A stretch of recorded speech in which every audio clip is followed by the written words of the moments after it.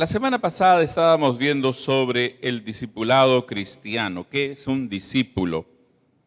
Amén. Y decíamos, hermanos, que el discípulo es alguien que se ha arrepentido. Amén. Alguien que se ha bautizado, alguien que se ha convertido. Hay un cambio de vida en él, ¿no? Ahora, decíamos de que, por ejemplo, la palabra evangélico, ¿cuántas veces aparece en la Biblia? Ni una, ¿no? Interesante, ¿no? Y es, sin embargo, la palabra por la cual más nos conocen hoy, ¿no? Y nosotros también nos presentamos, ¿sí o no? ¿Tú qué eres? Evangélico, ¿no? Pero bíblicamente, ¿qué es lo que más aparece, hermanos? ¿Qué palabra es la que aparece? Discípulo. ¿Cuántas veces más o menos recuerdan? ¿Ah? Más de 250 veces. No es poco, ¿cierto, hermanos? Más de 250 veces. Entonces, hermanos, hablábamos de que el discípulo tiene una relación primero de obediencia con el Señor y luego de amistad. ¿No es verdad? También hablábamos sobre la importancia de aprender la palabra del Señor, porque el discípulo al aprender la palabra del Señor, hermanos, incrementa su capacidad para enseñar y predicar, ¿no? Confía y transmite confianza en la palabra del Señor y aprende también a ser paciente en las pruebas. Amén. Por eso, hermanos, la importancia de asimilar la palabra de Dios. Y continuando, hermanos, con este punto sobre la palabra de Dios, vemos aquí algo muy importante. Dice, poner la Biblia en práctica es andar conforme a la voluntad de Dios. Póngase a pensar en ese punto. Poner la Biblia en práctica es andar conforme a la voluntad de Dios. ¿No les ha pasado esto, hermanos? ¿No se han preguntado o han escuchado esta pregunta? Mucha gente dice, ¿cuál es la voluntad de Dios para mi vida? ¿Qué es lo que Dios quiere que haga? Mira la Biblia. Yo creo, hermanos, que cuando el creyente comienza a obedecer la palabra, está bien, vamos a suponer, tenía antes algún problema con la mentira y de pronto por la palabra recibe en su corazón que ahora debe ser veraz, ahora debe ser siempre sincero y comienza a practicar ello, comienza a vivir sinceridad, comienza a obedecer la palabra en distintas áreas. Dios va a ir guiando su vida, hermanos, Dios va a ir orientando su vida, Dios le va a ir dando sabiduría para las decisiones, para que él conozca cuál es el plan que Dios tiene con él. Amén. Ahora bien, hermanos, fíjense ustedes, conocer la palabra y no obedecerla, hermanos, puede llevar a la pérdida de la fe. Abran sus Biblias en Hebreos 6. Hebreos capítulo 6.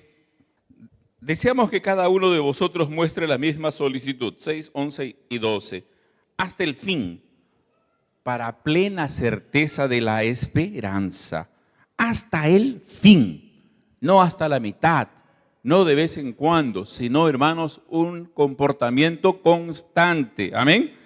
Solicitud, o sea, diligencia, a fin de que no os hagáis perezosos, sino imitadores de aquellos que por la fe y la paciencia, la resistencia, heredan las promesas. Amén.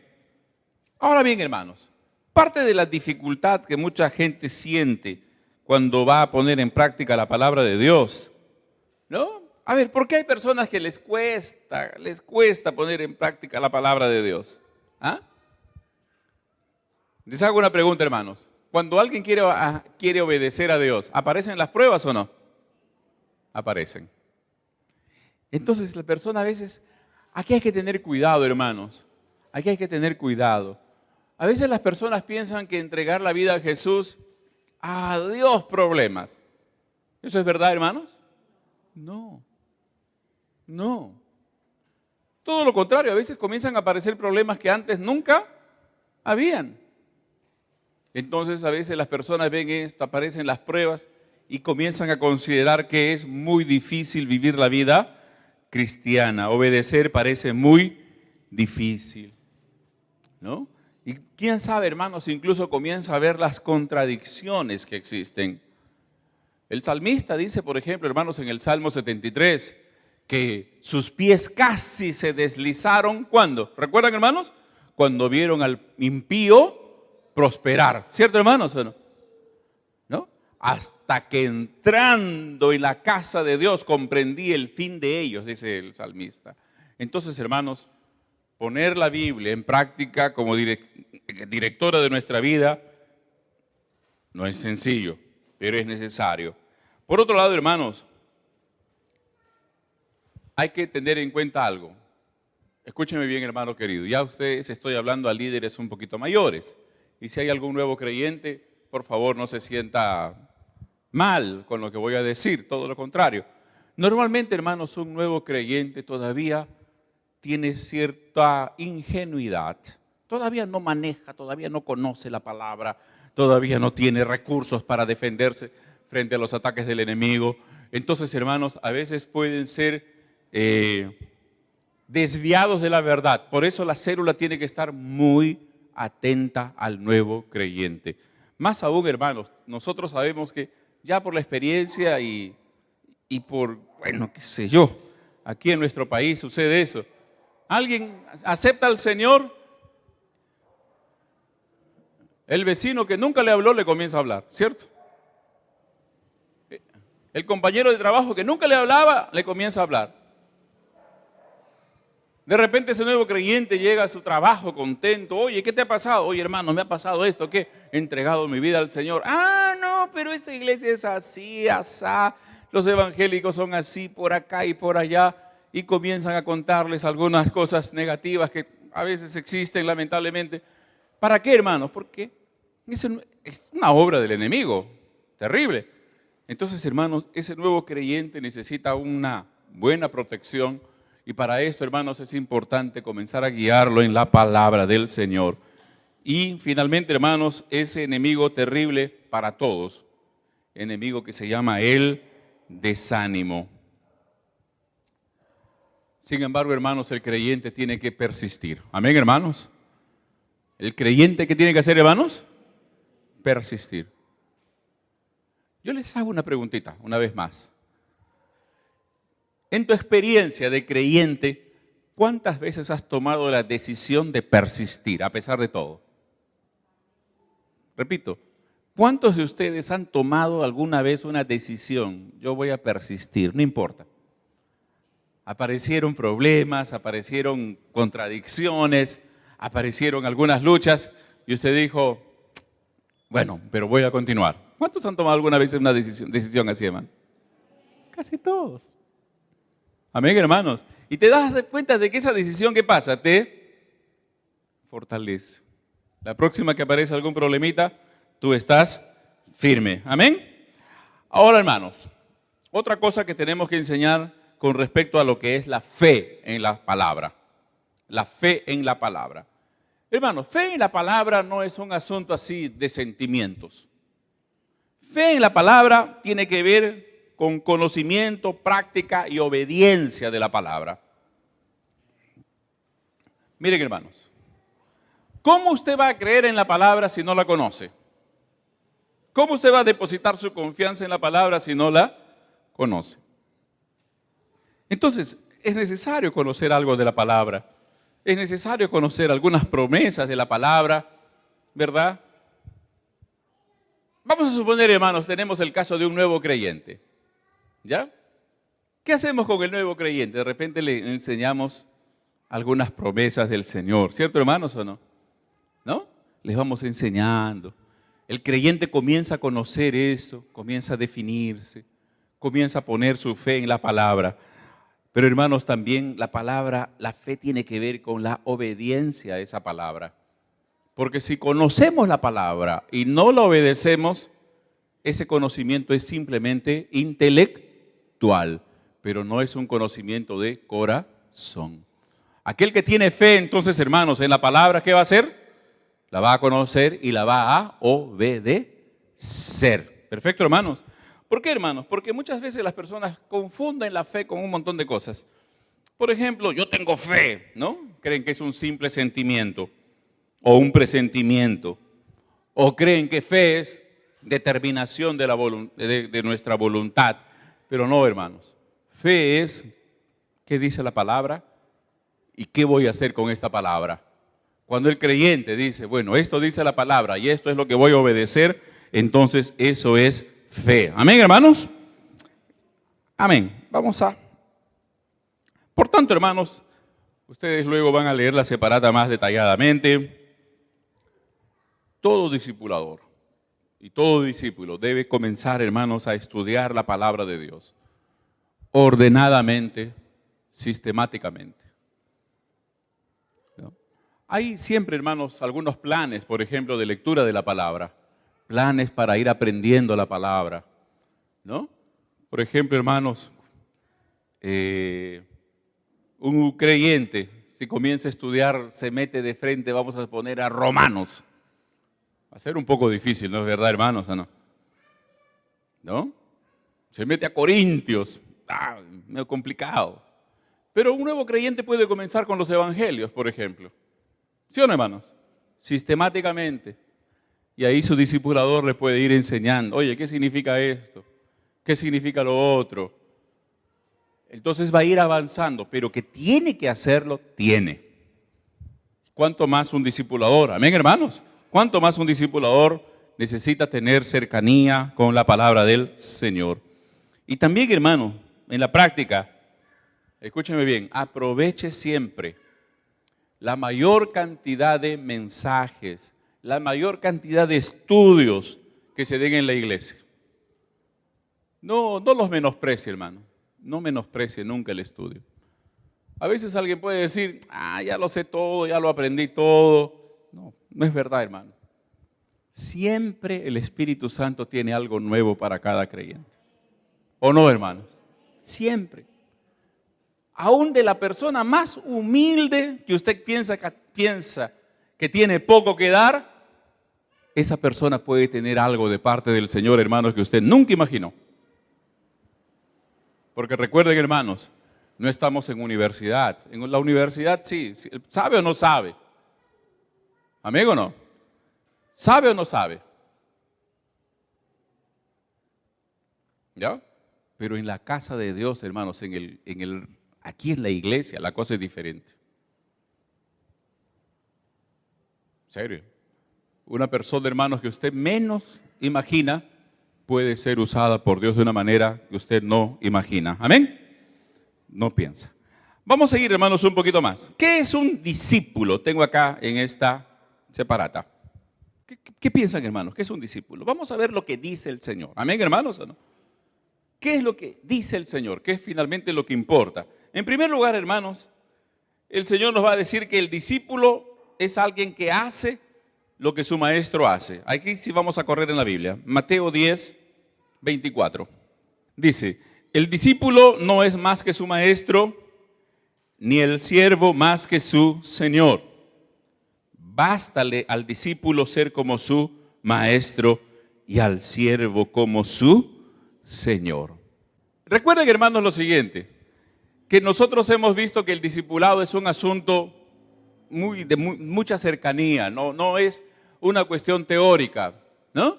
Ir a la pizarra y comenzar a escribir, esto es el discipulado. El discipulado, ¿qué es, hermanos? Es mucha relación. ¿Está bien o no, hermanos? ¿Qué hace el discípulo entonces con su discipulador? Mira y hace lo que el discipulador hace. Es lo que el Señor hacía. Cuando los discípulos, hermanos, se acercaron a Jesús, en la primera parte el Señor hace todo. El Señor ora, el Señor predica, hace todo.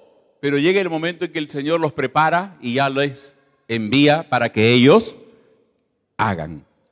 Es la manera, hermanos. El discípulo hace lo que su maestro hace. Segundo lugar, el discípulo hace lo que su maestro manda. Juan capítulo 8, por favor. Juan capítulo 8, versículos 31 y 32. Abran sus Biblias, por favor, hermanos. Dijo entonces Jesús a los judíos que habían creído en él: si vosotros permaneciereis en mi palabra, seréis verdaderamente mis discípulos y conoceréis la verdad y la verdad os hará. Permaneciereis en mi palabra. El discípulo vive, hermanos, lo que el discipulador orienta bajo la palabra de Dios. Amén. Escúchame, hermano querido, esto es muy importante. El discipulador, hermanos, no está para ordenar cosas extrañas a su discípulo. El discipulador no le puede decir, mira, qué sé yo, préstame plata o tienes que lavar mi carro, ni nada por el estilo. No. El discipulador tiene que orientar a su discípulo. Mira, hermano, lo que la Biblia dice en este caso es esto, con la palabra de Dios. Perfecto, hermanos, con la palabra del Señor. Fuera de eso, hermanos, no es discipulado, por si acaso. Entonces, tercer lugar, dice acá, el discípulo vive para agradar al maestro, ¿no?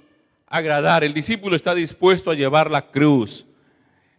Hay una cosa importante, hermanos, dice aquí, el discípulo ama como el maestro ama. Abran en Juan capítulo 13. Juan 13, 34 y 35. Dice, un mandamiento nuevo os doy. ¿Cuál es? Que os améis unos a otros. Pero miren esta frase. Como yo os he amado, que también os améis unos a otros. En esto conocerán todos que sois mis discípulos, si tuviereis amor los unos con los otros. El discípulo ama como el maestro ama. Hermanos, es el amor ágape, es el amor de Dios, es el amor incondicional. No es el simple amor de compañerismo, de la amistad, ¿no? No es tampoco el amor fileo o eros, no, es el amor de Dios, incondicional. Ese amor sacrificado que solamente viene de parte de Dios. Y hay algo más, hermanos, otra definición del Señor.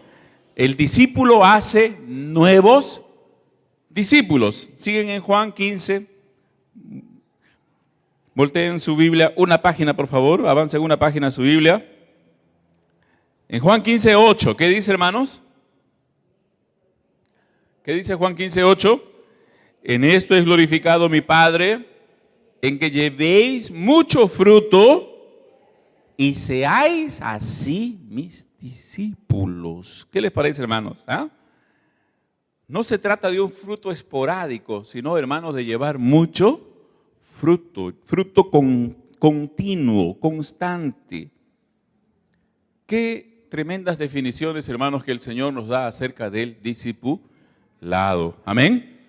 Lo que es ser un discípulo del Señor. Ahora bien, hermanos,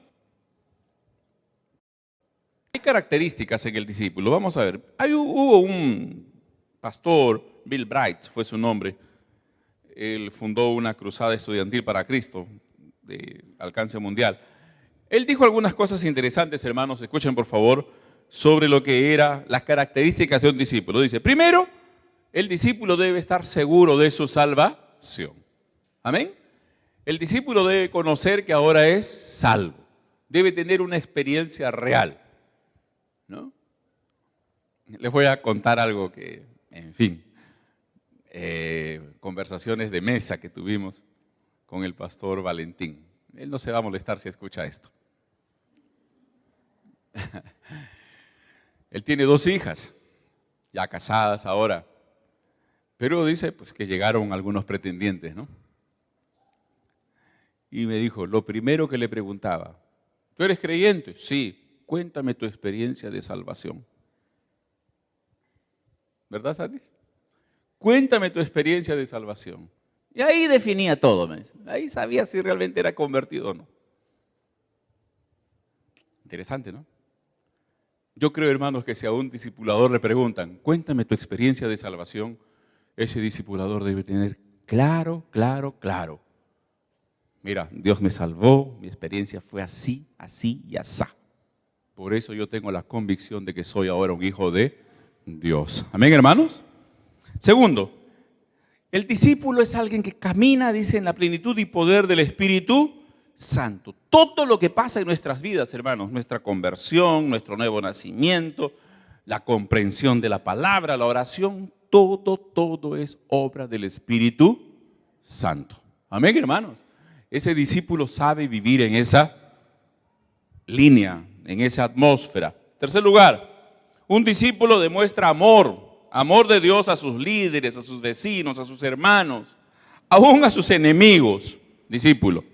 Cuarto, un discípulo es alguien que sabe cómo leer, estudiar, meditar la palabra de Dios, sabe guardar las palabras, sabe guardar las verdades en su corazón. Amén. Guarda, como dice David, en mi corazón he guardado tus dichos. Amén. Un verdadero discípulo también va a orar, va a orar. Un discípulo va a orar. Perfecto, hermanos, creo que esto es claro. Ahora, el discípulo también, en sexto lugar, obedece los mandamientos y los tiene como un estilo de vida. Obedecer al Señor, hermanos, es algo que ya llena toda nuestra vida. En cada detalle de nuestra vida está la obediencia al Señor. Amén. Séptimo lugar, dice acá, confía en Dios y lleva una vida de fe. ¿Cómo dice Hebreos 11:6, hermanos? ¿Recuerdan? Sin fe lleva una vida de fe. Octavo, entiende la gracia de Dios. Él no pretende obedecer los mandamientos del Señor por sus propias fuerzas. Él no pretende obedecer los mandamientos de Dios amontonándose reglas. No, es una persona que conoce la gracia de Dios, aplica la palabra de Dios a su vida, ¿verdad? Conoce, bueno, Dios dice que soy libre, gloria sean dadas al nombre del Señor. Yo lo acepto. La Biblia dice que estoy muerto con Cristo, gloria al Señor. Estoy muerto con Cristo. Y por la fe, hermanos, creyendo en la gracia del Señor, ese creyente comienza a vivir obedeciendo al Señor. Amén, hermanos, vive por gracia. Un discípulo es alguien que testifica de Cristo. ¿Qué le parece, hermano? Un discípulo es alguien que, hermanos, que constantemente hay una oportunidad para hablar del Señor, habla. Hay una oportunidad para compartir la palabra, la comparte. ¿Por qué, hermano? Porque está dentro de él. Nadie tiene que obligarle. No. Tal vez, hermano, lo mínimo, lo básico va a compartir. Oye, mira, yo conozco al Señor, Jesús me amó, me transformó. Y ese creyente, hermanos, comparte siempre acerca del Señor. Ahora, y finalmente, hermanos, un verdadero discípulo adora a Dios en el compañerismo de su iglesia. Miren, hermanos, discípulo que no está en una iglesia, bíblicamente hablando, hermanos, yo no creo que sea discípulo. No creo. Un verdadero discípulo, hermanos, siempre está. Va a decir, esa es mi iglesia. Un verdadero discípulo tiene un lugar donde va a estudiar, adorar, orar, va a ser un buen mayordomo en compañía de otros discípulos. Hoy en día, hermanos, hay mucha gente que desprecia la iglesia como institución. Dicen, no, yo no quiero saber nada con la iglesia. Yo creo en el Señor Jesús, yo obedezco al Señor, pero no quiero saber nada de iglesia. No tiene sentido, ¿verdad, hermanos, o no? No tiene sentido. Bíblicamente hablando, no tiene sentido, ¿no? Entonces, hermanos, ya hemos visto en algún momento que la iglesia es el espacio que Dios ha dado, ¿verdad? Hemos hablado sobre la membresía, ¿no? Que Dios estableció la iglesia para que en ella nosotros crezcamos, aprendamos a obedecer, aprendamos a amar. Y un discípulo, hermanos, un verdadero discípulo, adora a Dios en la iglesia con los demás discípulos. Amén. Estos días estábamos en el sur con el pastor Rodolfo y la pregunta fue del pastor Valentín, ¿cuántas congregaciones hay en esta zona? El pastor le dio una respuesta, pero la siguiente pregunta que al pastor lo hizo pensar y él lo dijo después a la iglesia, así que no estoy cometiendo ninguna infidencia. El pastor Rodolfo dijo, la siguiente pregunta que le hizo el pastor Valentín fue la siguiente, ¿y cuál es tu meta? ¿Y cuál es la meta? ¿Qué meta tienes? Y ahí el pastor Rodolfo le dijo, gracias pastor, pero lo voy a pensar bien. Pero estamos queriendo abrir acá, allá, pero vamos a definirlo como una meta. Interesante, ¿verdad, hermanos, o no? Igualmente, hermanos, en el discipulado, ¿cuál es nuestra meta, hermanos, por ejemplo, con un recién convertido? tenemos a un nuevo creyente. ¿Qué es lo que vamos a trabajar en la vida de ese nuevo creyente para que, bueno, crezca? Vamos a suponer, son pasos que él va dando. En primer lugar, hermanos, un nuevo creyente ya es bautizado, ¿correcto? Miren, hermanos, vamos a guiarlo a que experimente, escúcheme bien, el bautismo en el Espíritu Santo. Muy importante. Yo creo, hermanos, de que cuanto más nuevo el creyente es mejor. ¿Ya? Entonces, vamos a guiar a ese nuevo creyente continuamente, hermanos, a que sea bautizado en el Espíritu Santo. Segundo, vamos a guiar a ese nuevo creyente a que ame la palabra de Dios, la estudie, aprenda, memorice, internalice las verdades de la palabra del Señor. Tercero, vamos a guiar a ese nuevo creyente a que se sujete a la autoridad de Cristo y de la iglesia, ¿no? Va creciendo, va aprendiendo que hay autoridades espirituales. Por otro lado, hermanos, vamos ayudándole también a crecer en su compromiso y participación con los creyentes en las reuniones, en el servicio, ¿verdad? Ese nuevo creyente va creciendo, ya comienza a tener cierta responsabilidad en la célula, ¿no? Yo creo, hermanos, así de una manera general, en condiciones normales, un nuevo creyente, al cabo de un año de su conversión, ya debería estar liderando una célula. Un año. Pero para eso hay que tener algunos pasos. Amén, hermanos. Algunos pasos, ¿no? Ahora bien, este nuevo creyente debe conocer la persona y la obra del Señor Jesucristo. O sea, el nuevo creyente debe saber, Jesucristo es el Señor. Por eso, hermano, yo me desgasto predicando la palabra, les enseño predicando a Colosenses, Jesucristo es el Señor. ¿Para qué, hermano? Para que ese creyente sepa quién es el Señor y qué cosa hizo el Señor. Amén. A fin de que no sea engañado por nadie. Vamos a ayudar al nuevo creyente a seguir los cursos básicos. O sea, por ejemplo, el primer curso, ¿cuál teníamos, hermano? Jesús, ¿por qué entregarle la vida? Membresía 1, membresía 2, este curso hoy de hacer discípulos. Vamos a enseñarles sobre las cosas de las células, algunos otros cursos que están en camino también, vida nueva, principios fundamentales de la palabra de Dios, hay que guiarlo. Otra cosa más, hermanos, tenemos que guiar al nuevo creyente a vencer los principales problemas del viejo hombre. ¿Qué le parece, hermano? Los principales problemas del viejo hombre, por ejemplo, hermanos, vicios, rebeldías, mentiras, cualquier cosa que a un nuevo creyente lo haya afectado en su vida pasada y que aún, hermanos, lo está atacando, tenemos que ayudarlo a ser vencedor en esas áreas. Amén. Congregar fielmente en la célula, en los cultos, y que aprenda, disfrute de la relación con su discipulador, ¿no?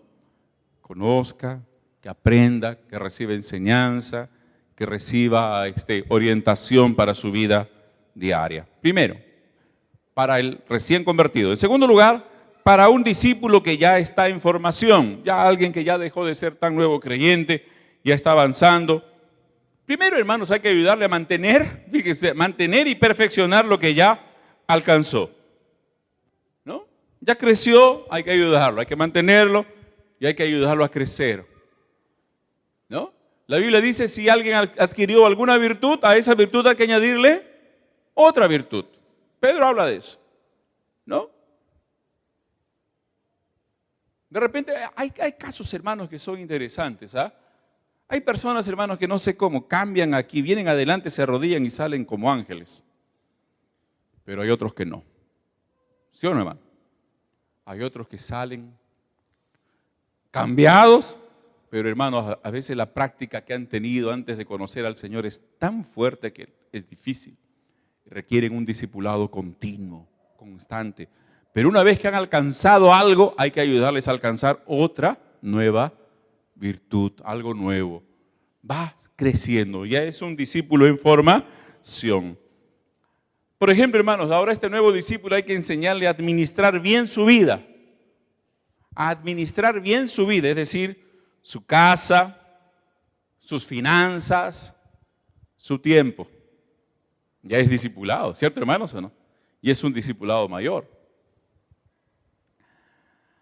¿Ustedes qué dicen, hermanos, sobre esto? Vivimos en una cultura que dice, no te metas con mi vida, ¿verdad? Pero un discípulo que quiere ser realmente discípulo del Señor va a colocar su vida, toda su vida, bajo la palabra del Señor. Y la palabra del Señor, hermanos, se mete en todas las áreas de nuestra vida. En nuestra casa, naturalmente. En cómo administramos el tiempo, también. Cómo administramos nuestro dinero, también. Porque todo es del Señor. ¿Perfecto, hermanos? Otra cosa, va a testificar de Jesús, va a presentar evidencias de una vida cambiada, naturalmente. Poco a poco va a ir manifestando más y más el carácter de Cristo en su vida. El día domingo estuvimos en las Alondras y saludé a una hermana que no veía hacía tiempo. Perdón, hermanos. Y le pregunté, hermana, ¿qué tal? Qué gusto verla, ¿todo bien? Sí. ¿Su esposo? No lo he visto. Hermano, no ha venido hoy, pero está viniendo. Sí, está viniendo. Está viniendo, pastor. Y me dijo así algo, hermanos. Me agradó, ¿ya? Me dijo, pastor, pero yo quiero darles las gracias a la iglesia, a ustedes. Me han ayudado mucho. Mi esposo está cambiando. Él dice, él siente que no ha cambiado nada. Él me dice, no, yo no he cambiado nada todavía. Me dijo así la hermana, pero yo veo que él ha cambiado. Ahora lee la Biblia, ora, es distinto conmigo, es distinto con los hijos. Pastor, yo he visto un cambio tremendo en la vida de mi esposo. Gloria sean dadas a Dios. Amén, hermanos. Qué bueno cuando se comienza a ver este carácter de Cristo en el discípulo. Ahora bien, hermanos, este discípulo va a comenzar a manifestar también algo más. ¿Cuáles son los dones del Espíritu Santo en su vida? ¿Estamos? ¿Qué es lo que Dios le da para realizar la obra del Señor? Caminar en compañerismo. Hermano, es lindo, ¿no? Ese creyente crece, comienza a orar. El día viernes, cuando estaba el círculo de oración aquí en reunión, el pastor Valentín predicó sobre un tema hermoso. Dijo, consíguete un compañero de oración. Amén, hermanos. Pedro y Juan eran compañeros de oración, ¿no? Qué hermoso, ¿verdad, hermanos? Comienza a crecer en ese compañerismo. Conoce el Evangelio, el propósito de Dios. Hermanos, y es alguien que ya se sabe alimentar solo. Ahí está la bebita de nuestra hermana Miluska, ¿no?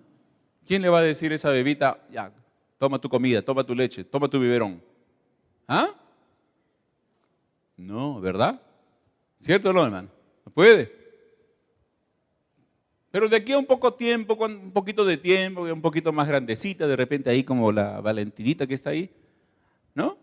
A Valentina le dicen, hijita, anda, come tu comida, ¿cierto o no?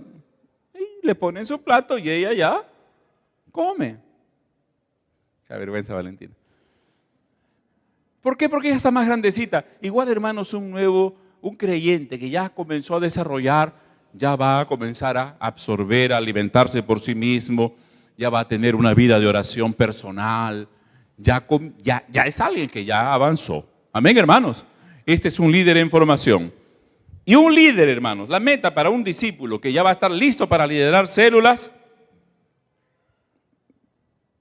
primero, hermanos, tiene una disciplina de oración y lectura de la palabra de Dios.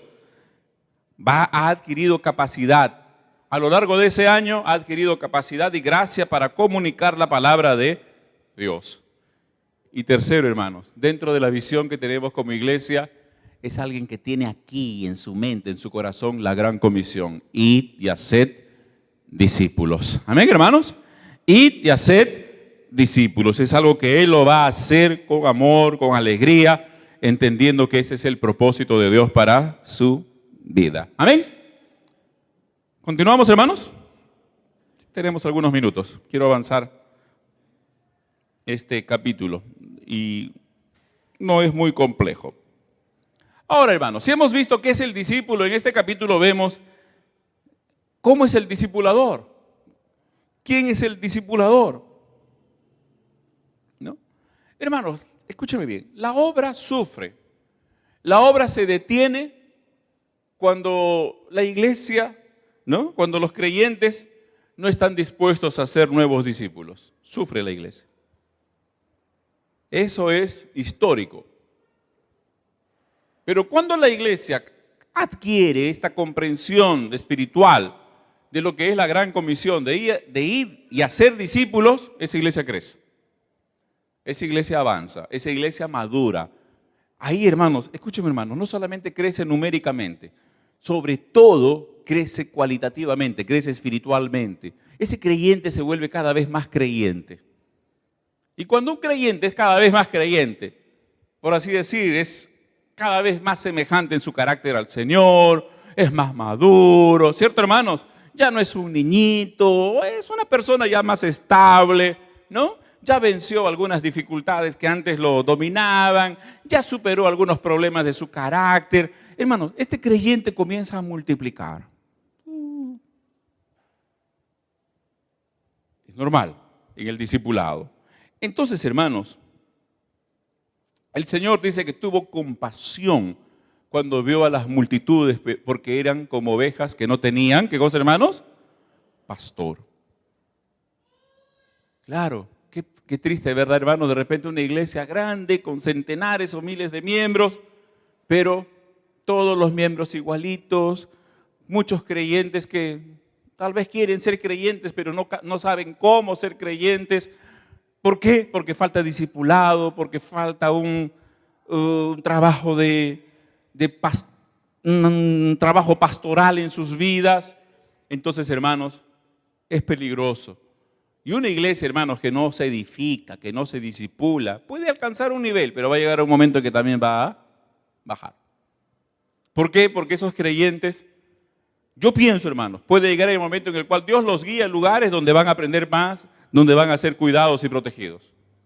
Entonces, hermanos, tenemos que ser una iglesia verdaderamente discipuladora. Amén. Cada creyente un discipulador. Bien, hermanos. Yo les voy a hacer esta pregunta. ¿Quién nació caminando? ¿Ah?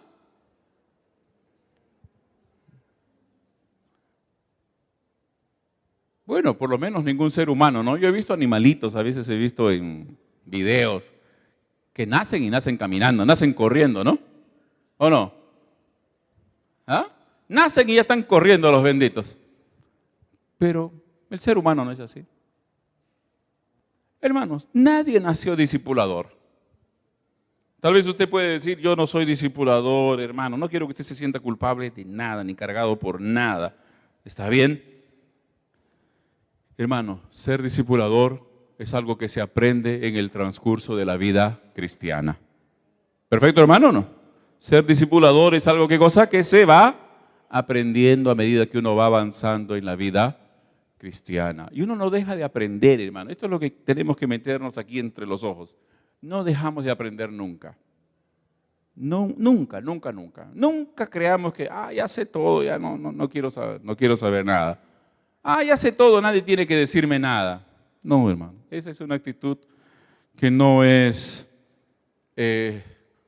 humilde y, bueno, yo creo, hermanos, que la base para aprender las cosas espirituales está en la humildad. ¿Amén?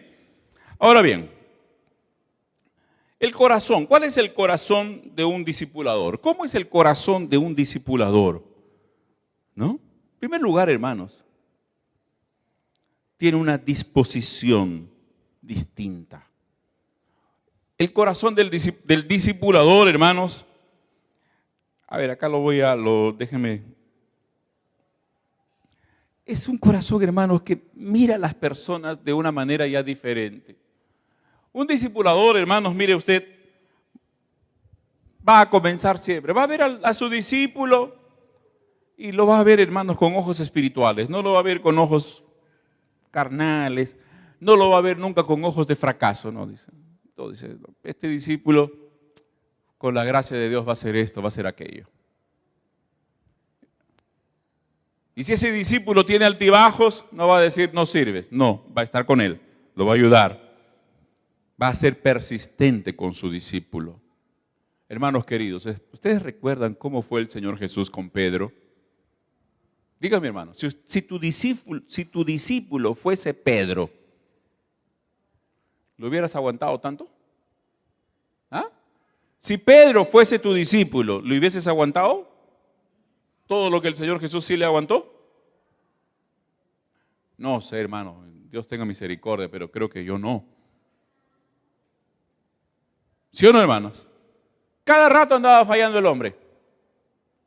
Y la última falla fue, hermano, como ya decirle, tú no sirves para nada, ¿no? Tú no sirves para nada. ¿O no, hermanos? ¿Cuál fue la última falla de Pedro?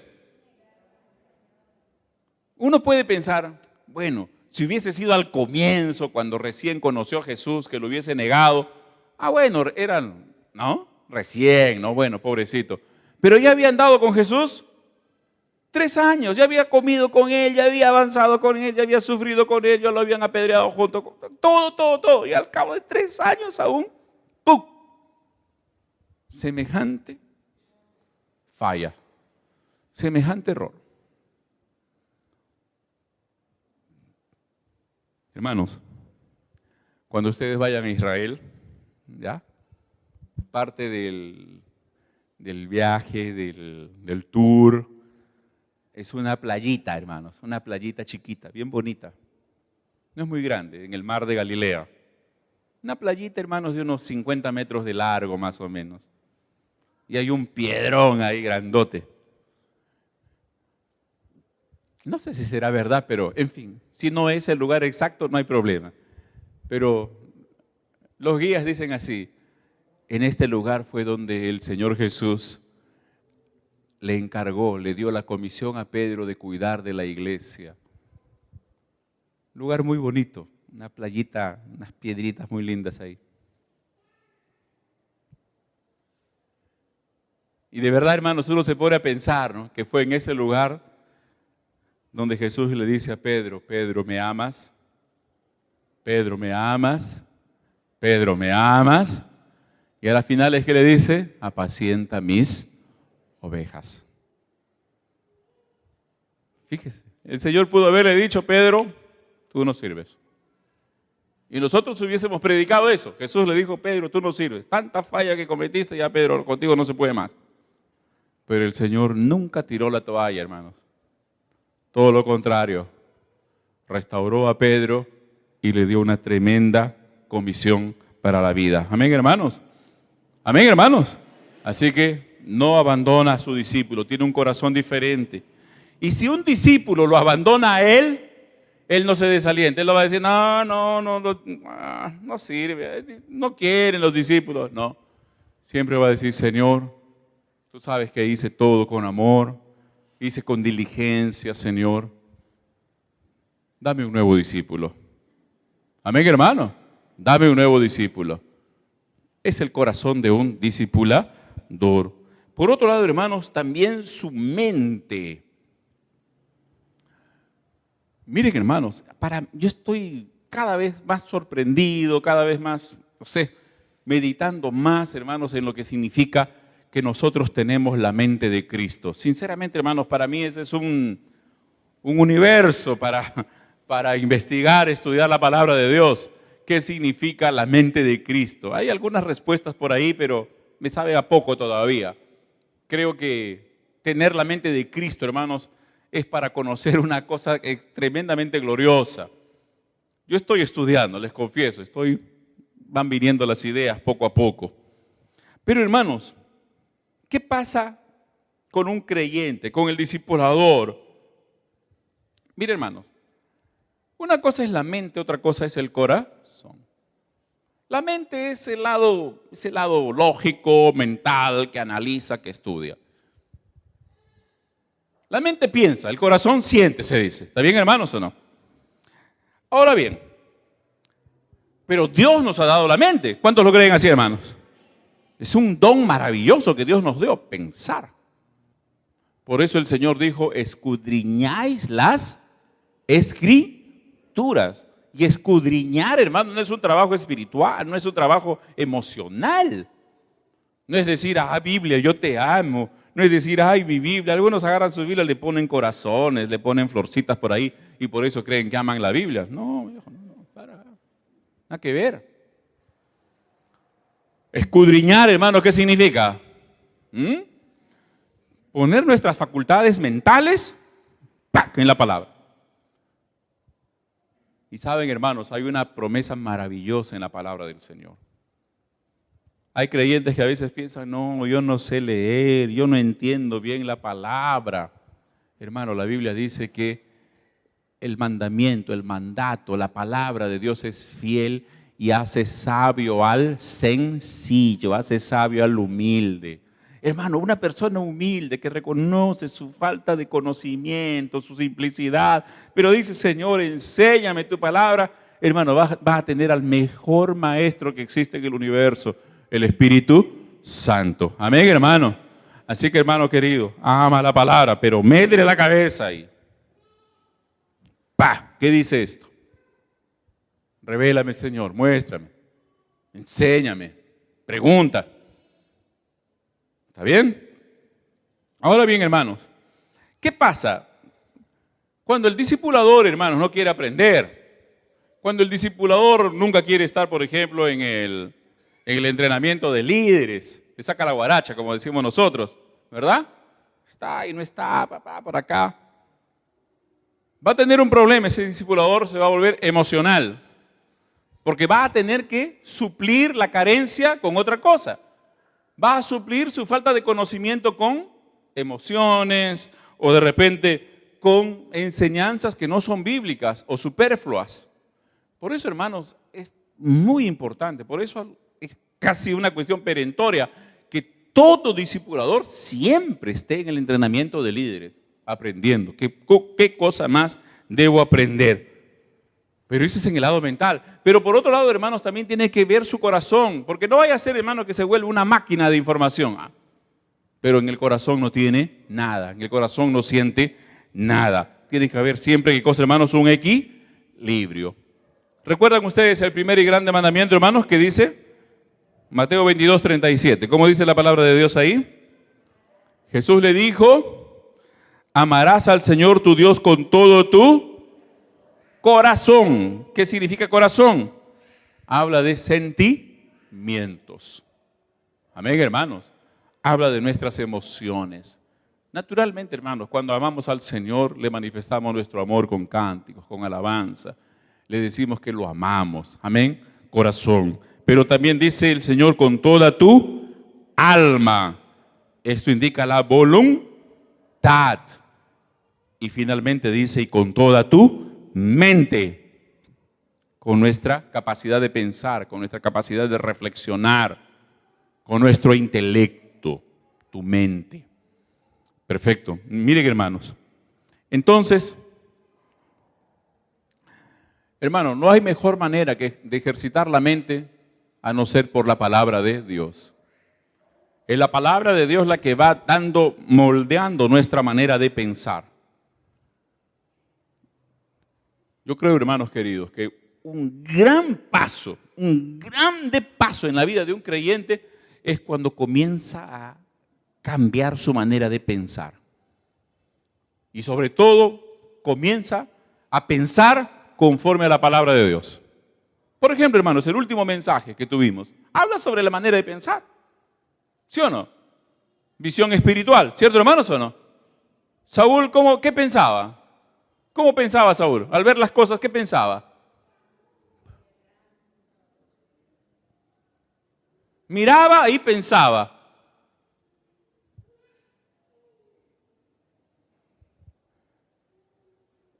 Igual. David vio al mismo gigante, pero pensó de otra manera. Moldea tu manera de pensar por la palabra de Dios. Amén, hermano querido. Ahora, hermanos, voy a terminar este capítulo porque si no lo vamos a dejar inconcluso. No voy a demorar. Hay algo muy importante, hermanos. El discipulador es alguien que debe aprender a sobrevivir también. Les hago una pregunta, hermanos. ¿Hay luchas en la vida espiritual, sí o no? ¿Hay luchas en la vida espiritual o no? Hay. Y un montón. ¿No? Entonces, hermanos, es una tarea tal vez hasta difícil.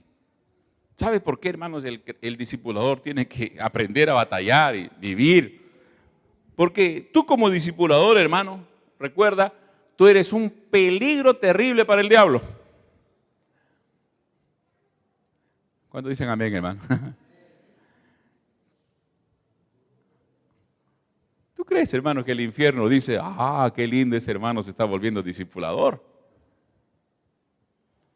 ¿O tú crees que el infierno, por decirlo así, no, está muerto de rabia, hermano, porque tú estás tomando la decisión de ir y hacer discípulos? Él va a hacer de todo, hermano, para frustrarte como discipulador. Va a hacer de todo, va a atacarte. Tienes que saberlo eso. Pero, hermano amado, él va a tratar de causarte una muerte espiritual, pero tú tienes que saber cómo reaccionar. Amén, hermano. Tú tienes que saber cómo vencer, cómo evitar las causas de la muerte. ¿No? Por ejemplo, no sé, quisiera poner algún ejemplo.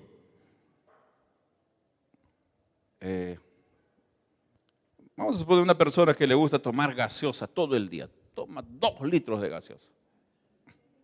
No, yo conozco gente, hermanos, que se toma 2 litros de Inca-Cola o Coca-Cola todos los días. ¿Serio? De pronto, ¡pum!, diabetes. No, yo conozco gente, no les estoy bromeando. Han ido al médico con la diabetes, hasta por acá, por si acaso. No todos los casos diabéticos son porque toman Coca-Cola, ¿no? Por si acaso, ¿no? No, por si acaso algún hermano de repente está padeciendo esto y cree que yo me estoy burlando. No, de ninguna manera. Pero yo conozco casos así. ¿Qué es lo que le va a decir el médico? Oye, si no quieres morirte joven, tienes que dejarla gaseosa ahora mismo. O sea, si quiere evitar la muerte, tiene que hacer algo.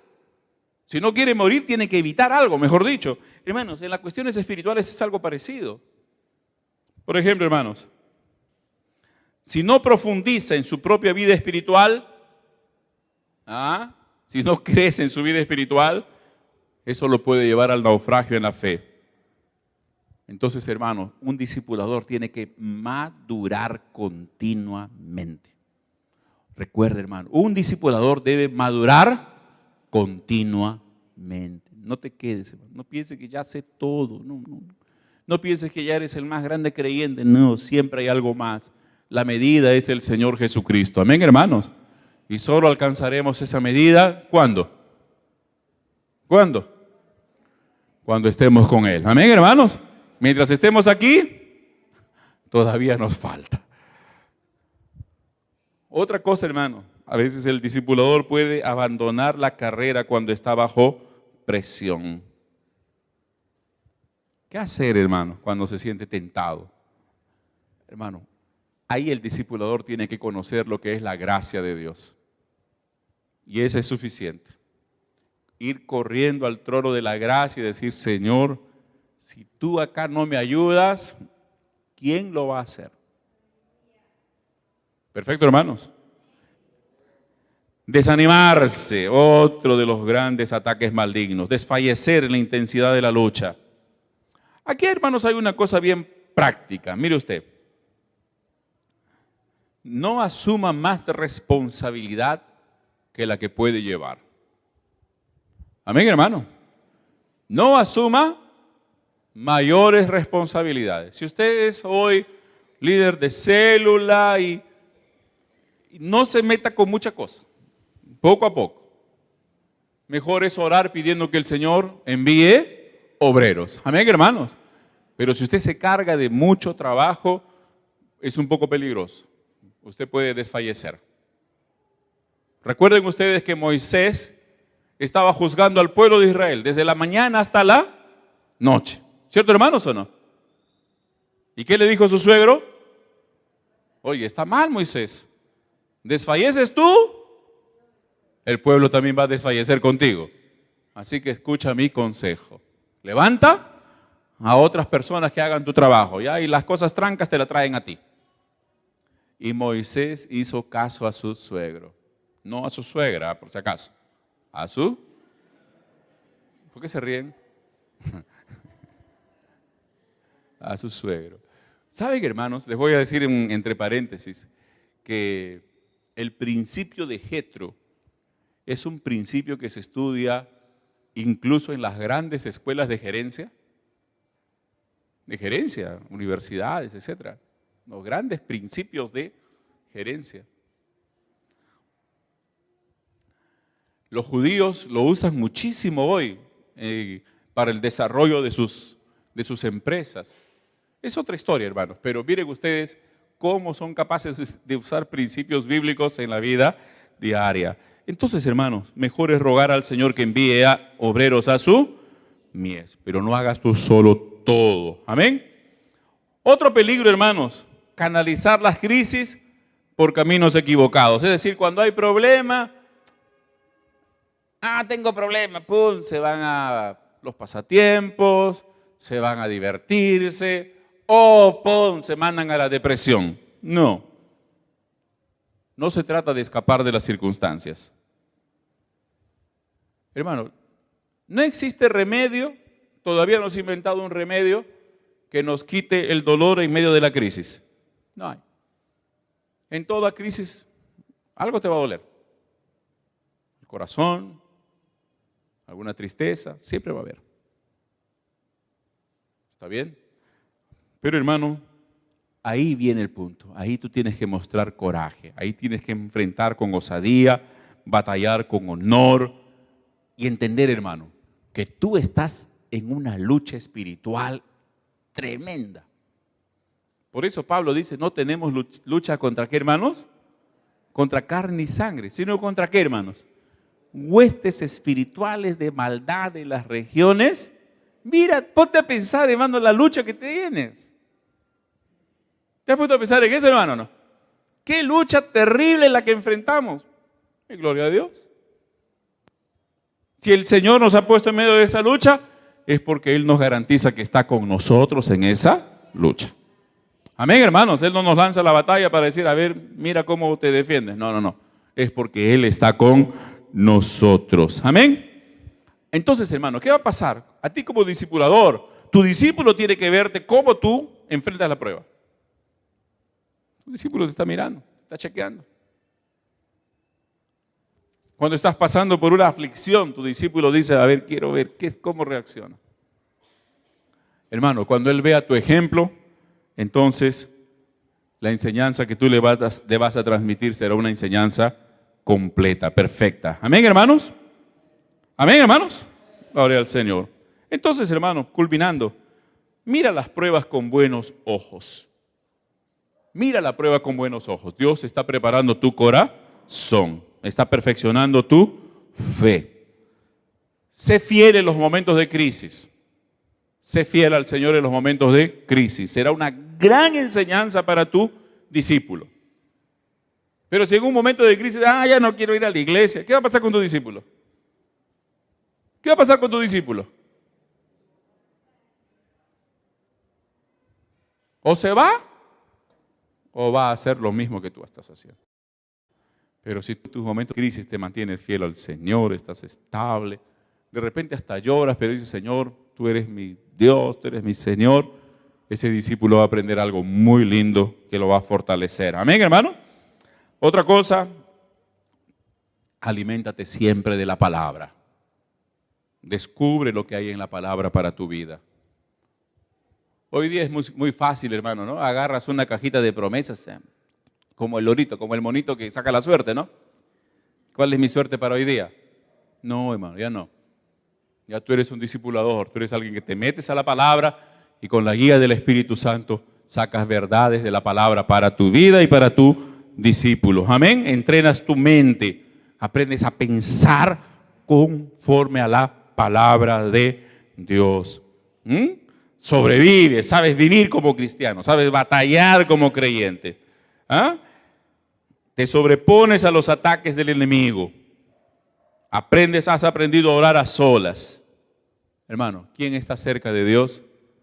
Nunca cae. ¿Quién está cerca de Dios, qué cosa, hermanos? Nunca cae. Y eso eres tú para la gloria del Señor. Amén. Pongámonos en pie, amada iglesia.